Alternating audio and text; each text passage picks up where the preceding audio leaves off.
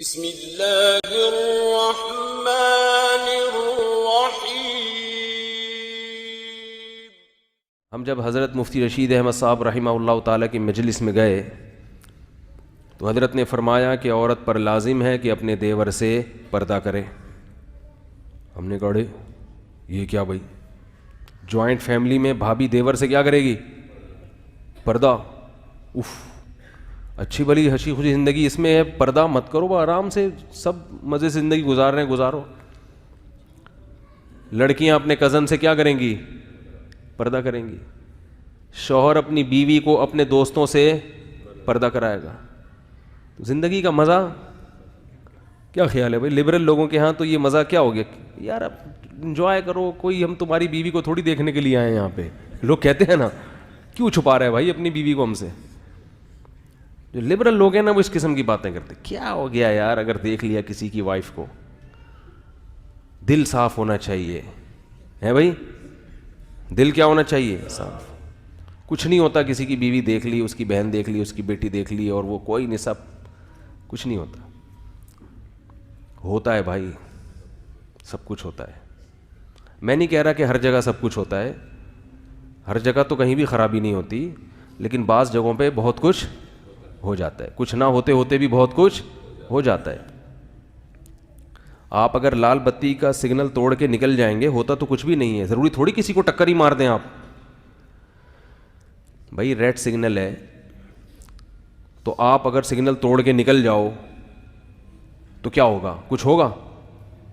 بہت لوگ سگنل توڑتے ہیں، کچھ بھی نہیں ہوتا، لیکن حکومت نے پھر بھی سگنل توڑنے پر پابندی، اس لیے کہ ہوتا بھی ہے بعض دفعہ، اور ہوتا ہے تو پھر اگلے کی ٹانگیں ٹوٹتی ہیں، ایکسیڈنٹ ہوتے ہیں۔ کیا خیال ہے بھائی؟ تو اللہ بھی جانتے ہیں ہم سے زیادہ کہ ہر جگہ پردہ نہ کرنے سے نقصان نہیں ہوتا۔ بہت سے گھروں میں پردہ نہیں ہوتا پھر بھی کوئی نقصان نہیں ہے، کوئی زنا نہیں ہو رہا، کوئی آنکھ مٹکے نہیں ہو رہے، لیکن جہاں نقصان ہے وہاں نقصان ہے کیوں؟ پردہ نہ ہونے کی وجہ سے۔ لبرل لوگوں کو دنیا کے معاملے میں تو یہ اصول سمجھ میں آتا ہے، آخرت کے معاملے میں گھننے بن جاتے ہیں۔ گھننے کا مطلب پھر ہر دفعہ لغت میں بتانا پڑتا ہے۔ اردو میں گھننا اسے کہتے ہیں کہ اندر سے بہت ہوشیار ہو، ٹھیک ہے، اوپر سے باتیں ایسی کرتا ہو جیسے اس بیچارے کو کچھ پتہ ہی نہیں ہے۔ کہتے ہیں نا بیوقوف بن کے پیڑے کھانے والا۔ اب لبرل لوگوں نے کیا کیا؟ بے پردگی کا ماحول پیدا کر دیا، اور بس ترقی کے نام پہ ترقی ترقی ترقی، لائف کو جو ہے نا زمانے کے ساتھ ہم نے چلنا ہے، تو نتیجہ کیا نکلا؟ انسان کا سکون برباد۔ بار بار میں ایک نصیحت خواتین کو کرتا ہوں، کیونکہ جب پردے کی بات آئے نا کہ خواتین کو پردہ کرنا چاہیے، تو خواتین یہ کہتی ہیں، یہ سمجھتی ہیں کہ اسلام ہمیں پابندیوں میں جکڑ رہا ہے اور مردوں کو کیا کر رہا ہے؟ آزاد، وہ گھومیں اور ہم نہ گھومیں۔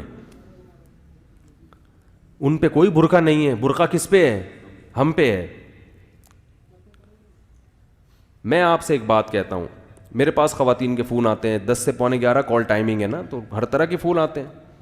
آج کل خواتین کے ساتھ ایک بہت بڑا مسئلہ یہ ہے کہ شوہر وفا نہیں کر رہے، یہ بہت بڑی ٹینشن بن چکی ہے۔ پہلے تو یورپ میں تھی صرف یہ، امریکہ یو ایس اے میں، اب یہاں بھی یہ بیماری، وہاں سارے خراب نہیں ہیں کہیں یہ سمجھنے کو یہ، لیکن بہت بڑے پیمانے پر یہ گڑبڑیں شروع ہو گئی ہیں کہ مرد اپنی بیوی سے وفا، ادھر بھی دوستی ادھر بھی دوستی ادھر بھی دوستی، آفس میں وہی ہے کہ مختلف ناموں سے نمبر سیو کیے ہوئے ہیں۔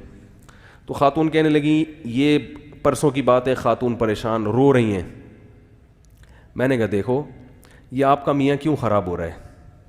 اس لیے کہ خراب کرنے کے لیے عورتیں، بولو بھائی، موجود ہیں۔ علماء کہتے ہیں عورت گھر کی 4 دیواری میں رہے، لیکن معاشرہ کیا کہتا ہے؟ عورت جاب بھی کرے۔ کال سینٹر میں آپ کے میاں کے ساتھ کون بیٹھی ہوئی ہے؟ خاتون بیٹھی ہوئی ہے۔ ادھر بھی کون بیٹھا ہوا ہے؟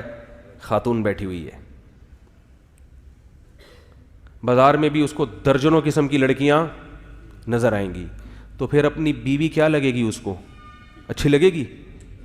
بولے یار ادھر ایک سے ایک ڈیزائن مارکیٹ میں پڑا ہوا ہے، ایک سے ایک ڈیزائن، تو یہ جو شوہر کی توجہ بیوی کی طرف نہیں جا رہی, وہ گھر میں ٹائم نہیں دے رہا, وہ ادھر ادھر منہ مار رہا ہے, اس میں کس کا بڑا, یہ اس عورت کا گھر تباہ کرنے والی کون ہے؟ عورت ہی ہے نا. تو اسلام اس عورت کو پابند کر کے جو باہر گھوم رہی ہے, اس عورت کا مرتبہ اور حق بڑھا رہا ہے, اور جو لبرل لوگ ہیں وہ اس عورت کو آزاد کر کے اس عورت کا بیڑا غرق کر رہے ہیں. جو اپنا گھر چھوڑ کر آئی, اپنے باپ اپنے بھائیوں کو چھوڑ کر جس آئی ہے وفا کرنے کے لیے, اس کو وہ اتنی بڑی قربانی دے دی, اپنا گھر اس نے چھوڑ دیا, اس کو اس قربانی کا صلہ نہیں مل رہا.